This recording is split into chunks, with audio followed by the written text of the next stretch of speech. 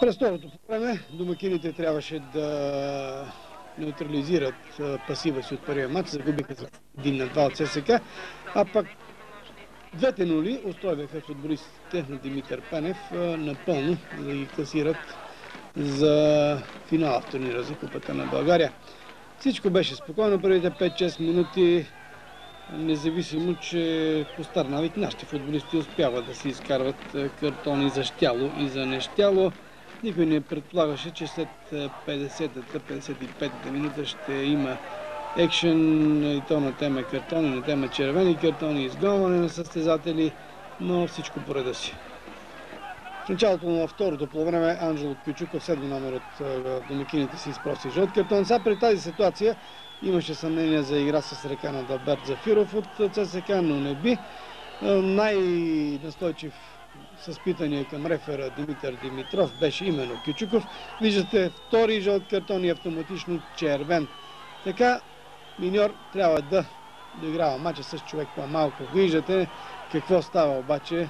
Преседен от 5-6 състезатели в жълто-черен екип. Там, за съжаление, и капитанът Славчо Павлов. Явно не казвам случай специално за отбора на миньор. На нашите футболисти им липсват някои неща. Не, че това не е такива сцени батални няма и по стадионите на Европа, но е напълно излишно. За миг занахте и изпълнителният директор на клуба на миньор, имам предвид Киро Николов, който беше доста очуден от този картон. Ето реакцията на самият Николов.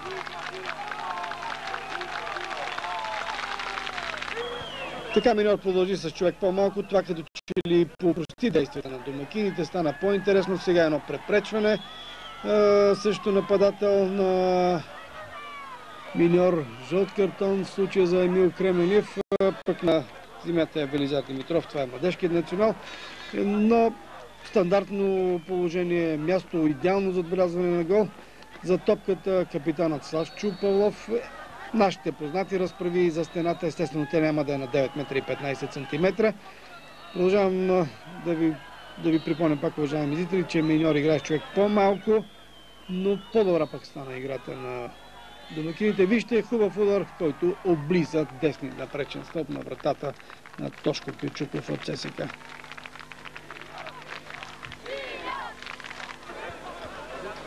ЦСК разиграваше, печелеше време. Вижте, безобидна ситуация. Славчо Павлов срещу десетката на ЦСК Митко Трендафилов. Спъване отзад класическо.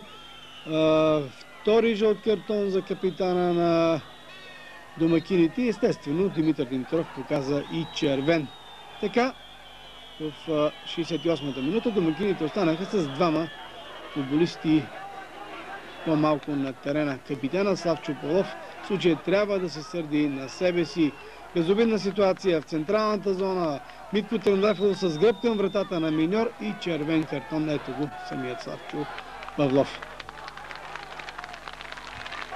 Вижте сега това меле в вратата, в наказателното поле на ЦСК. Избита топка от защитник в червено-бял екип.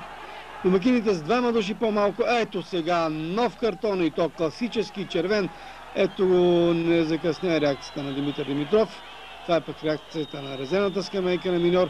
Людмил Георгиев, който пое капитанската лента от... Людмил Евгениев, който пое капитанската лента от Славчо Павлов.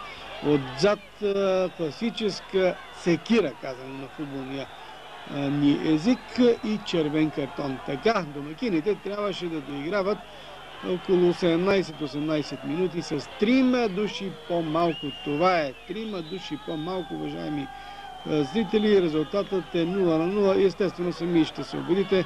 Не закъсня промяната на този резултат. Двете нули се бяха задържали прекалено дълго, след като ЦСКА продължи да играе с 11 състезатели на терена, а миньор с 3 по-малко.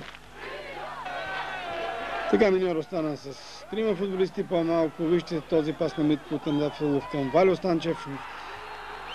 Веднага последва удар на голмайстора на ЦСКА, деветката Валио Станчев и Варадинов.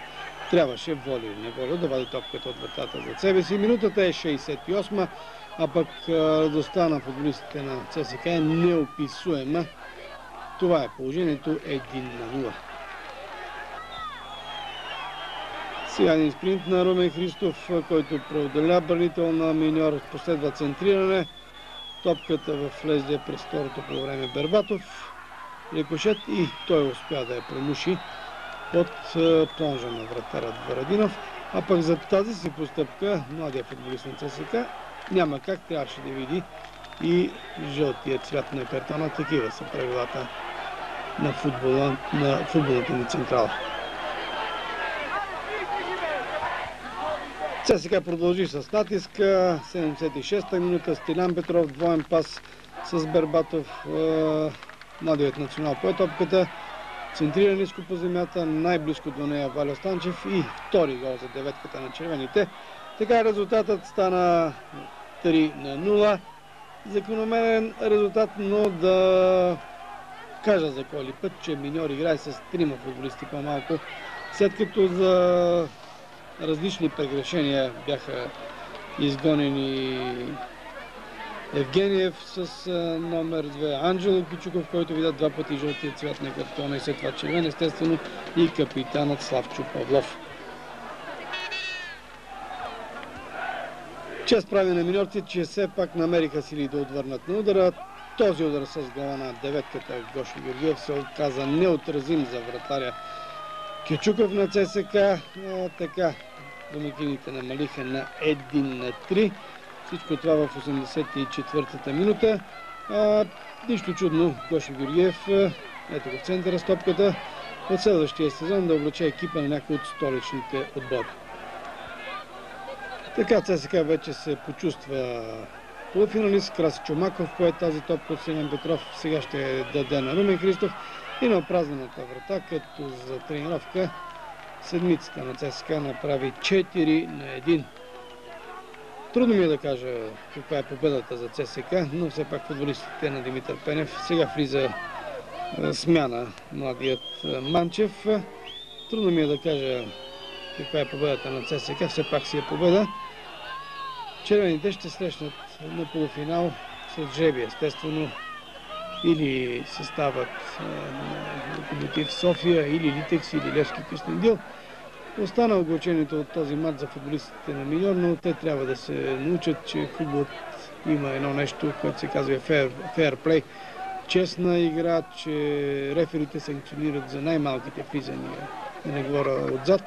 А пък за ЦСКА е пулката, че не трябваше да се препиляват 60-65 минути, за да се разбере, че те са по-класният отбор. И много неща има за доскосоряване в стана на червените, но това си е работа на тренерския щаб, начало с Димитър Пенев. Сега ще чуете и интервюта с така доста действащи лица, повечето огорчени от този развой на матча.